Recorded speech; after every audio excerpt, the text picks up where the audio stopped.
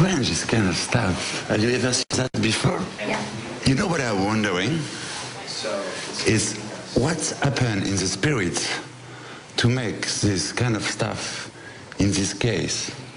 I was just talking to the owner of, well, the person that runs the gallery, and they were saying that the artist liked to find these live things and then put them in this circumstance as a way to bring the objects back to life. Perhaps it's giving structure to something that is formless. I love these four.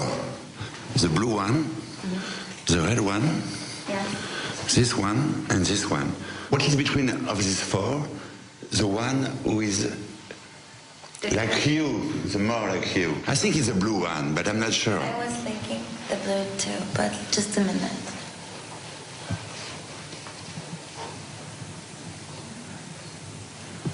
It is the blue one. Yes. I'll tell you why. Why? Because I have a special relationship to this material. It's fence. What kind of relationship? I'm from New York. Ah, that's why. Born and raised. And that's the blue of New York? No, the blue reminds me of more of the sky and maybe being in the park and looking through the fence up at the sky when I was little. Because when you get older, the perspective changes. When you're small and you look through the fence, you can see the clouds. That's because of the childhood. Yes. Yes. It reminds me of the chain. Do you think that everything is linked between you and the child you used to be before? Yes, of course. And in what kind? Why? Well, I guess our stories and our memories are what make us who we are. So this blue is a part of yourself? Yes, and well, not just the blue in relation to the fence is a part of who I am. Okay, I understand, Mario, because when I listen to you, when I see what you do, when I see what you've done before, when you were in New York, in the gay club, for example, when you used to belong to the underground, and like an icon of the underground, not mainstream like today. Something happened in your spirit.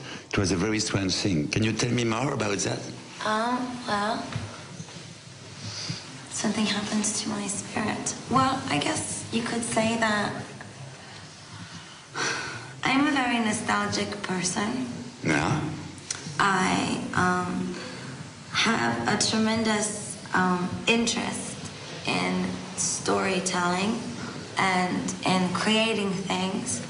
But when I was younger, like this painting, I was in behind a chain link fence in a very small enclosed school and environment. And I guess you could say that when I left my school and I moved out, I was prying away at my own fence to find the world in a new way. You got a very Catholic education, right? Yeah. In the same school like Paris Hilton? Well, yeah. It was the same... She went to the school, but I did not know her. I know you didn't know her, but it was a very strict Catholic education. It was a good education. Yeah? It was strict, but it was good. But something was broke at this time. And I was wondering what was broke at this time. Broke? Yeah. I don't know, it's not a judgment, it's just, you know... Are you agree? Yes, but it happened for me later. When? It happened for me when I dropped out of college. And what happened at this time? Well, I made a very strong commitment. Like a revelation? We can say that? Yes, a revelation, but that is a good word because it implies spirituality. So I like that. And it implies religion. And I often say that when I have visions, it is religious. And it's important to honor your vision. My destiny was to find solitude and happiness without your family, your education, when you break everything, just to find what happened in your stomach. I had to free myself from everything in my life and dedicate myself only to love and art. This is what Rilke says. Rainer Maria Rilke, Letters to a Young Poet. I read the book because I was always asking people, what do you think of my music? Do you like my voice? Do you think I'm good at what I do? Do you like my clothes that I'm making? Do you like the way that it all comes together? And I was always looking outside for other people's assurance. So it's thanks to Rilke, the poet, Letter to the Young Poet, you becoming Lady GaGa. Yes. And you managed to break with your education, with your family, and you can... Well, GaGa was always there. Yeah. It's just that until you're happy with yourself and married to the struggle of making music and happy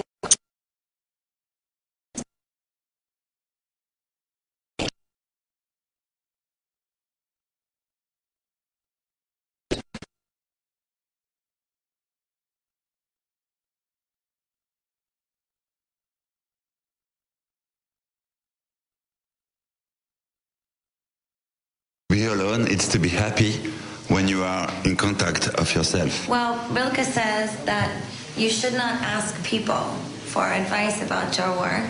You should look into yourself and ask yourself if it's any good. When you are alone, how do you do with the love, the sex, and all this stuff? I do fine, but...